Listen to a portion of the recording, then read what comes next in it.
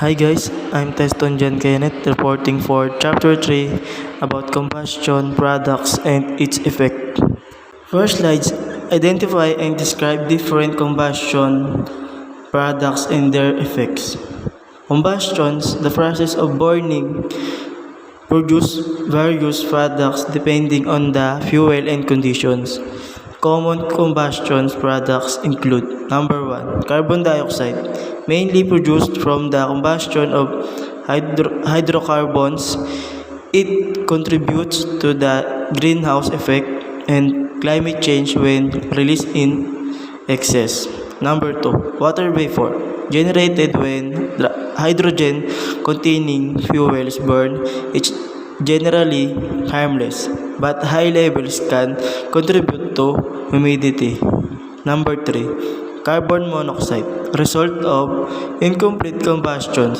It's a colorless, odorless gas that in high concentration can be lethal due to its affinity for hemoglobin, reducing oxygen transport in the bloodstream. Number 4, nitrogen oxides, formed from nitrogen and oxygen in the air during combustion, contributes to air pollution, acid rain, and respiratory issues. Number 5, sulfur dioxide, produced when fuels containing sulfur burn. It can lead to acid rain, respiratory problems, and environmental damage. Number 6, particulate matter, tiny particles including soot and ash released during combustion. PM can cause respiratory issues and environmental pollution. Number 7, ozone, created directly to reaction involving and volatile organic compounds. Ground level ozone is a component of smog and can harm respiratory health. Number 8, unburned hydrocarbons, result from incomplete combustion of fuel. They contribute to smog formation and can have health effects.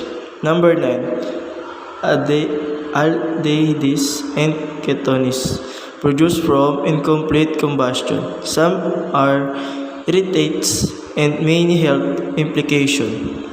The effects of these combustion products were impacting air quality, climate, and human health. Stricter emission controls aim to mitigate these effects and promote cleaner combustion technologies. Number 2, discuss the need of being acquainted to combustion products and effect in relation to fire investigation. Understanding combustion products and their effects is crucial in fire investigation for several reasons. First, the composition of combustion products can provide valuable clues about the materials involved in a fire. Different materials produce distinct combustion byproducts, aiding investigators in identifying the source and cause of the fire. Knowledge of combustion products helps investigators assess the severity of a fire. Toxic gases released during combustion can pose serious health risks, and understanding these hazards is essential for ensuring the safety of investigators and other personnel at the scene. Studying the effect of combustion products on the fire scene can help restrict the fire's progression. Patterns of smoke and soot deposition, for example, can indicate the fire's origin and the path it took aiding investigators in determining the fire's point of ignition. Third slide, combustion products and its effect. Number 1. Smoke.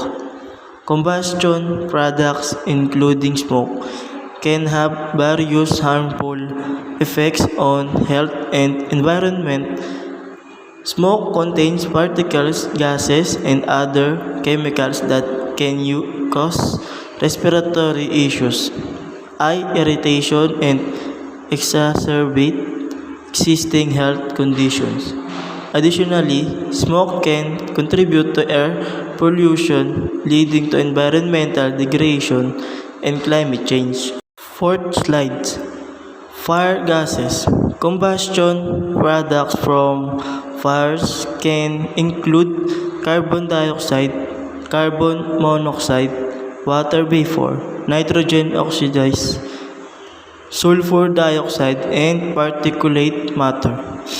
These gases can have various effects, including asphyxiation, poisoning, respiratory irritation, and potential long-term health issues. Additionally, combustion products can contribute to air pollution and environmental damage. It's crucial to be aware of these effects and take measures to mitigate them during fire incidents.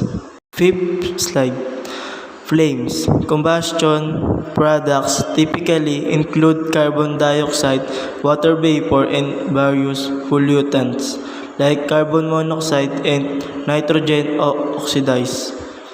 Flames can produce heat, light, and potentially harmful gases depending on the fuel and condition. The effect of flames vary from providing warmth and light to causing damage, injuries, or contributing to air pollution. Sixth slide, heat. Combustion products such as carbon dioxide, water vapor, carbon monoxide, and nitrogen oxides can release heat energy when they react with oxygen during combustion.